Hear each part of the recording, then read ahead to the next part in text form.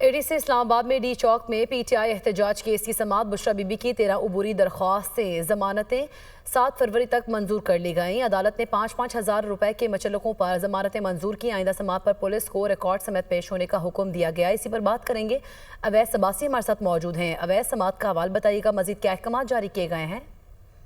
जी बिल्कुल, देखिए डी चौक में एहतजाज का मामला था। बानी पीटी की अहलिया बुशरा बीबी की 13 मुकदमात में अबूरती दरख्वास्त जमानतें दायर हुई हैं।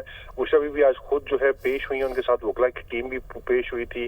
तमाम कार्रवाई के दौरान जो वकला की जानिब से जो है वो बुशरा बीबी के अंगूठे के निशान और दस्तखत दिए गए, जिसपे जज ने इजहार बरहमी किया।